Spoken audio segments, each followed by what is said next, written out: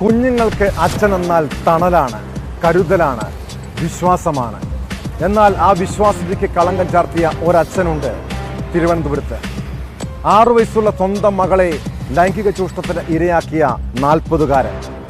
ഭാര്യ ഗൾഫിലായിരുന്നപ്പോൾ കഴിഞ്ഞ ജൂലൈയിലാണ് ഇയാൾ മകളെ ലൈംഗികമായി പീഡിപ്പിച്ചത്. കേസിൽ 1 വർഷം തികയും മുൻപ് കോടതി പ്രതിക്ക് 3 ജീവപര്യന്തം തടവും 90,000 രൂപ പിഴയും ശിക്ഷ വിധിച്ചു.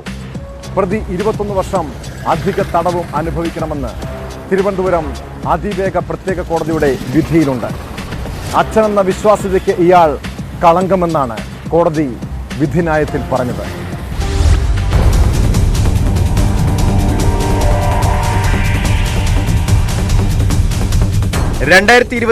ജൂലൈയിലാണ് കേസിനാസ്പദമായ സംഭവം. കുട്ടിയുടെ അമ്മ ഗൾഫിൽ ജോലി ചെയ്യുന്നതിനാൽ കുട്ടി മാതാപിതാക്കളുടെ വീടുകളിലായിരുന്നു താമസം. അച്ഛനോടൊപ്പം വീട്ടിൽ താമസിക്കാൻ നിന്ന ദിവസങ്ങളിലാണ് കുട്ടി പീഡനത്തിനിരയായത്. ഫോൺ കാണിച്ചു തരാം എന്ന് പറഞ്ഞ് മുറിക്കുള്ളിൽ കൊണ്ടുപോയാണ് പീഡിപ്പിച്ചിരുന്നതെന്ന് കുട്ടി മൊഴി നൽകി. കുട്ടിയുടെ സ്വകാര്യ ഭാഗത്ത് പരിക്കേറ്റിരുന്നു. വേദനയുള്ള കാര്യം കുട്ടി അമ്മയോട് പറഞ്ഞതിനെ തുടർന്ന് ഡോക്ടറെ കാണിച്ചപ്പോഴാണ് പീഡന വിവരം വെളിപ്പെടുത്തിയത്. തുടർന്ന് ഡോക്ടറുടെ നിർദ്ദേശപ്രകാരം വീട്ടുകാർ വലിയതുറ പോലീസിൽ പരാതി നൽകുകയായിരുന്നു. അച്ഛൻ മദ്യപിച്ച് വീട്ടിൽ വരുമ്പോൾ മോശമായി പെരുമാറാറുണ്ടെന്ന കുട്ടിയുടെ 15 വയസ്സുള്ള സഹോദരിയും മൊഴി നൽകിയിരുന്നു.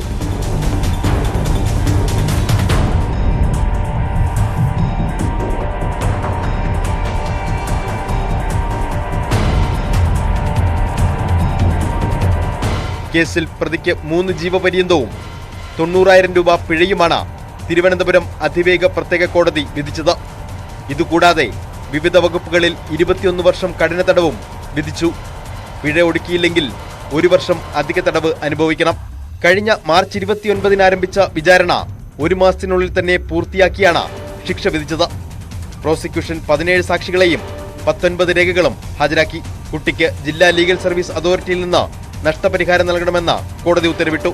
പ്രോസിക്യൂഷനു വേണ്ടി special public prosecutor RS Vijayamohan, advocate Akhilesh RY എന്നിവരാണ് ഹാജരായത്.